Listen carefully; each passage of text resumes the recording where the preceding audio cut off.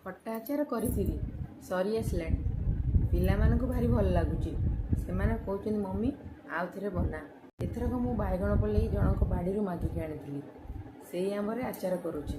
ବାଇଗଣ ପଲେଇ ଆମ୍ବରେ ଖଟା ଆଚାରଟି କେମିତି ଲାଗିବ ଖାଇଲା ପରେ ଜଣାପଡ଼ିବ। ଆମ୍ବରେ ଟାକୁଆ ଧରିଗଲାଣି, ସେଥିପାଇଁ କାଟିବାକୁ ଟିକେ କଷ୍ଟ ହେଉଛି। ଆମ୍ବକୁ ଧୋଇ ପୋଛି ବାଛି ରଖିଥିଲି। ତାକୁ ଛୋଟ ଛୋଟ ପିସ୍ କରି କାଟିଦେଲି। ସେଥିରେ ଲୁଣ, ହଳଦୀ ଗୁଣ୍ଡ, ଲଙ୍କାଗୁଣ୍ଡ ଗୋଳେଇଦେଲି।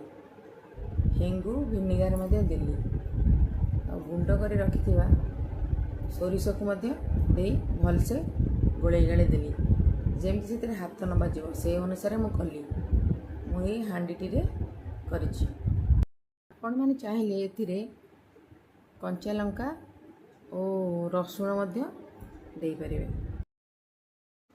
ଆପଣମାନଙ୍କୁ ଏ ଆଚାର ଭିଡ଼ିଓଟି କେମିତି ଲାଗିଲା ନିଶ୍ଚୟ ଜଣାଇବେ।